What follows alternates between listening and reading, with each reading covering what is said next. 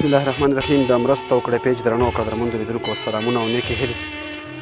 قدرمندو ملګرو، د بېوسه غریبو او معیوبو کورنیو د جملې نه نن یوې بلې داسې کورنۍ ته راغلی یم چې په دې کورنۍ کې چې د کوم حالت ما ولیده دا هېڅ د زغملو وړ نه دی.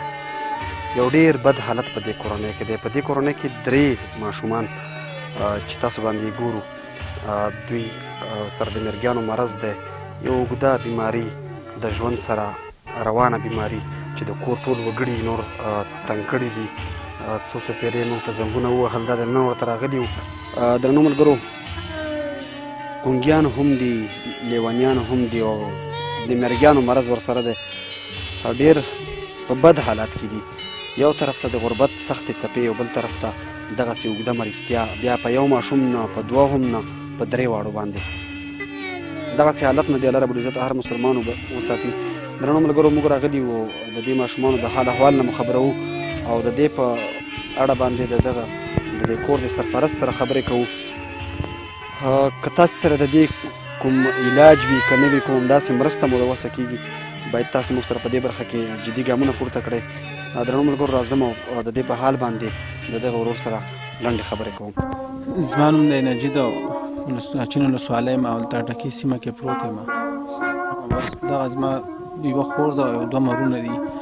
بس ډېر وخت وشو، بس دا چې پیدایش نه همداسې دي را سره. او دا یو خو چور سوی یم دی، په انګار من رالوېدلی، بس چور حالات یې خراب دی. بس موږ اوس نه پوهېږو چې موږ دې 2 ته کښېنو که دلته موږ مزدوري ورته راوکړو. بس 2-3 کسان دوم هم راته لګي. بس یو کور کې زه یم، بس دغه 3 لیوني را سره، نور څوک داسې نشته را سره. دا مرزادي هم داسې وو؟ دا مرزادي هم داسې وي. بس پیدایش نه همداسې دي. بس چې پیدا شوي بس همدغه شی نه را سره، بس ټول عمر همدغه کور سره راتېر کړه. یعنې ډاکټر سره خو په دې اړه تاسو کوم مشوره نه ده کړې؟ کوم ځای ته خو مو وړي نه دي؟ یاره ډېره مو وګرځوله، کته پاکستان ته مو وړي؟ ډېر پاکستان کې هم ډېر وګرځوله، خو بس هېڅ دغه نه ورکوي، ډېر پیسې هم په ولګولې.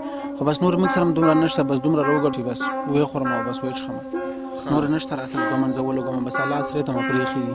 ډاکټران کوم ځای ته چې تا وړي وو، ډاکټرانو څه ویل چې کومه دوایي مو یې درته درکړه، د دوی علاج شي نه شي؟ بس دوایانې راته راکولې، بس داسې دوایانې راکولې چې بس دا ولا میاشت کې ورکوه، بل بیا به هغه ولا ورکولې، بیا به نور دا ولا ورکوه، هغه ولا ورکړې، خو بس هېڅ نتیجه نه ورکوله. بس نور بس کور کښېنوله، ځکه چې نور پیسې موږ سره هم نشته چې په ویلګو. ټول څو کسه فامیل یاستئ؟ ټول 8 کسه یو. 8 کسه. ته په خپله باندې څه کار کړې؟ زه په خپله تورخام کې لاسګاډی چلوم. تورخام کې لاسګاډی؟ تورخام کې ګاډی چلوم. بس هغې باندې غریبي مریبي وکړم، بس دغه لیونو ته شی راوړو، بس ویې خوري را سره. بس